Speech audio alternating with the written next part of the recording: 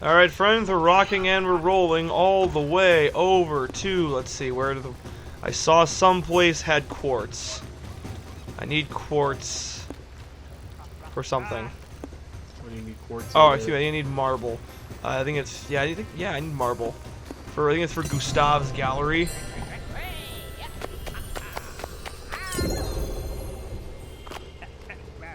Can I see the controller for a second? Go for it. Nightmare! Nightmare!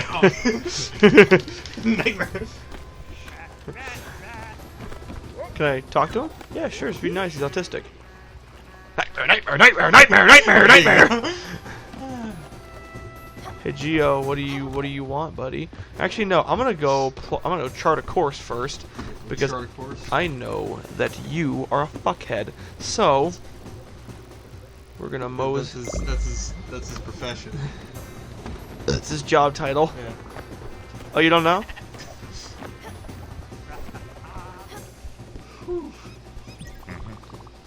Something I was gonna say. I don't know, Joe.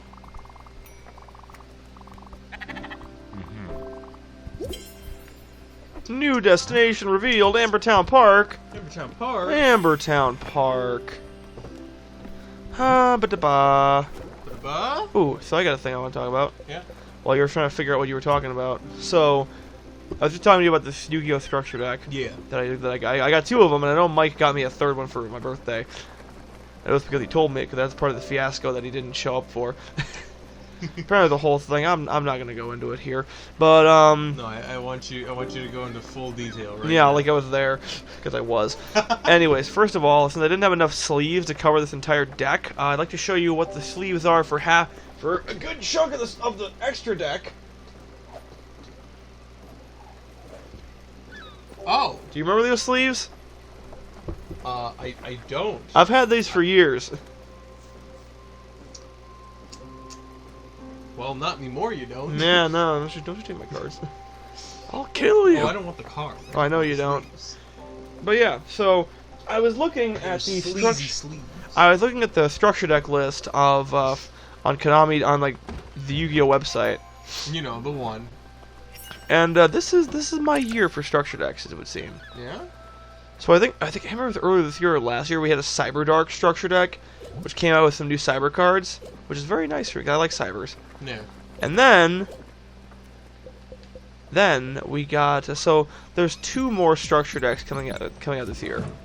So the first one comes out in like October or November, and it's a Crystal Beast structure deck. Oh. Yeah. Really? Yeah.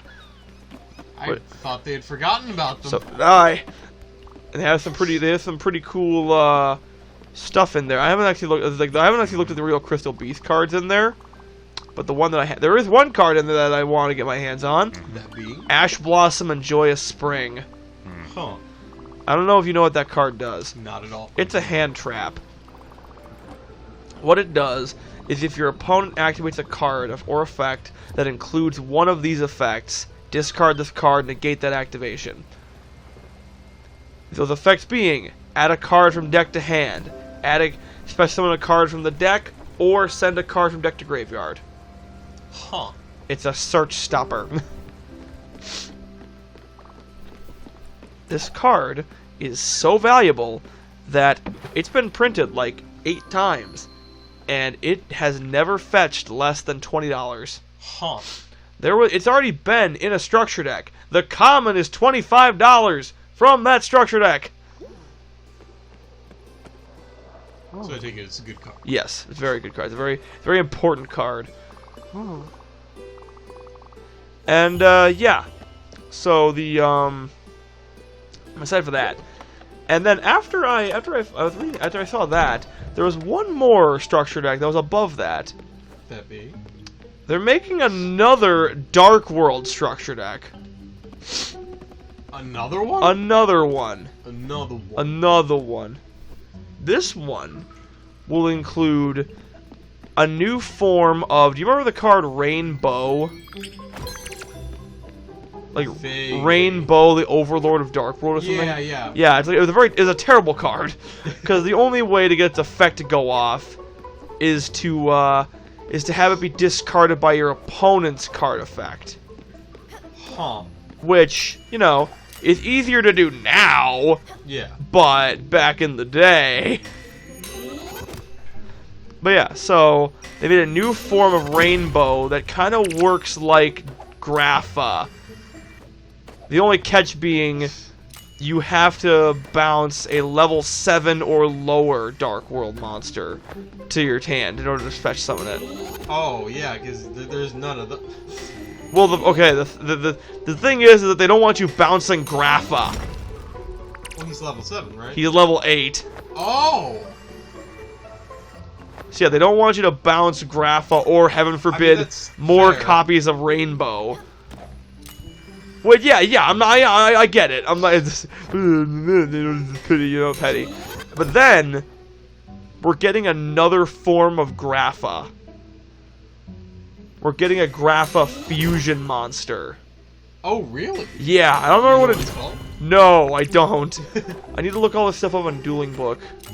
Cause I feel like that's where this info is gonna be. Do you want me to search it up? Nah, it's fine. I'll look it up. I'll look it up like between episodes. So yeah, so I'm very excited for those. I can imagine. Like I don't even play the game anymore. This is dope.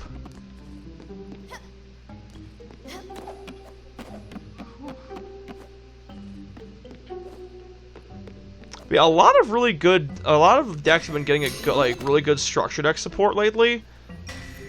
Like structure decks in general have just been getting really good, which is nice because like it's to the point where you can buy 3 of a structure deck and pretty much have like a competitively ready deck. Huh. That was the thing with I know that was the case with the back in the day with Noble Knights. Is that you just had to buy like 3 of those boxes and you basically had a top tier deck on your hands. To be fair though, that was each of those boxes was $50. Oh. Yeah, so that was less good. However, the structure decks, to buy 3 of those, it cost $30. Maybe like 36 at most, depending on like tax. Oh. But yeah. So I think that no. That's the price of structure decks these days? Like $12. Okay, yeah, $12. No, 30. Oh, 36 in for, total. For 3 of them, yeah. Oh, okay. I was like For 3 total. Yeah. That would be bad. But yeah, so like a lot of the structure decks lately have been like really good. Like the ones that come to mind is like the new Dino Smasher structure deck. And then there's a zombie one that like took the world by storm. There was another one that was really good. It was the Albaz one was good. The Cyberdark one was okay. The nice thing about the new structure decks is the fact that they're including important staple cards. See, like this one. The staples that I know probably aren't the staples anymore. What are the staples that you know, Joseph? Back in my day. You say like more than my day as well. Stuff like is MSD still? No, God, no. Well, yeah. Didn't you say that like? Is it spells or traps that have been made like obsolete? It's traps. Ah. Yeah, no, spells are still very important, but traps are. In order for a trap to be relevant, it has to have. It has to have either like an amazing effect, or be like a counter trap, or essentially be where you can't or essentially be where you can activate it from the hand somehow. Okay. Yeah, which you know. So hand traps. Yeah, you need hand traps.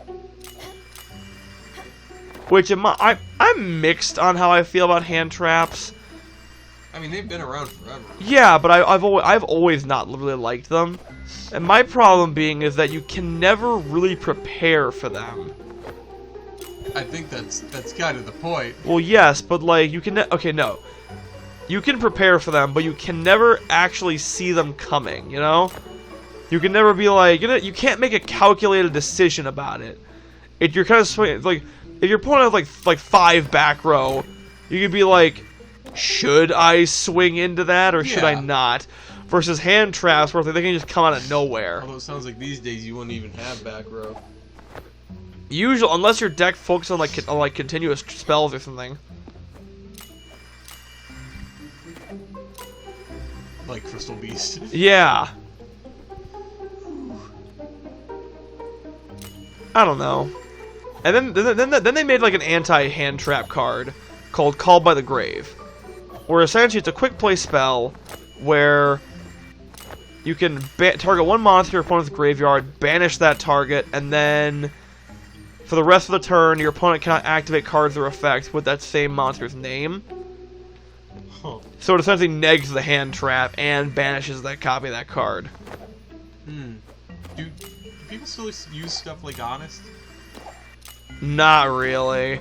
The attack gain is not exactly as...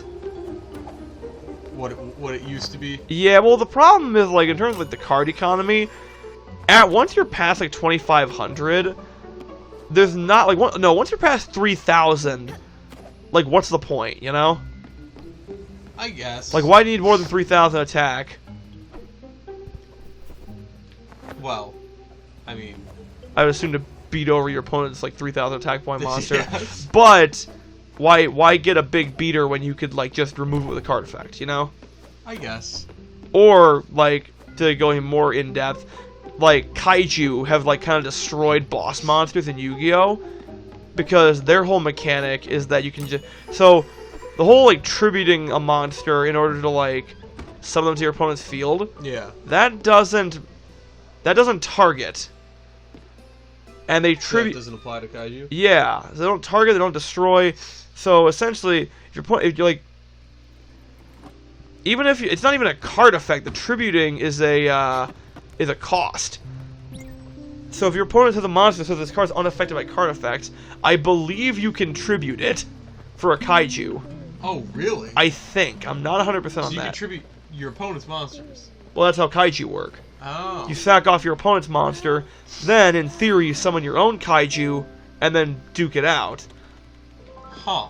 But what most people do is they just run the weakest kaiju, that being Gamma Seal. Oh, and give that to their opponent? Yeah, which only has 2,200 attack points. So, you know, if your opponent's allowed to do, like, moves, then odds are they'll be able to beat over it. Wait, the weakest kaiju has 2,200?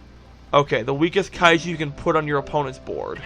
Oh, okay. Because there is Mecha Dogoran, which has which has no attack points. Oh. But you can, but you can't give it to your opponent. Ah. Its whole shtick is that you're supposed to, like, equip... You're supposed to be able to equip the things to, like, the kaiju from your graveyard to it. Yeah. And then it gains the attack points. The only problem is it's not very good. Ah. But yeah, But man. I don't know. I wish, like I said, I just wish hand traps weren't so prevalent. See, like I get it that like it's like it kind of like it makes it that you can actually have an opinion on turn 1, but at the same time, it's impossible to see coming. You know, there's no way to like mentally prepare for it. like I said, I think that's kind of the point of them, is that like they're like a last resort kind of thing. They're not. They're the only thing you do nowadays. Oh, really? Well, yeah, people don't play normal traps anymore. Huh. I find it so weird being in a state where people don't use traps. Unless the trap, like I said, unless the trap is very good or it has a way to, like, you know, activate in the hand. Whew. Like there's two that come to mind, that being Evenly Matched and Infinite Impermanence. Infinite Impermanence, essentially what it does is it negs a monster effect, and if it was set the turn you activate it, it also negs any card effects in the same column. Oh shit, for real? Yeah, and then you can activate it from your hand if you control no cards.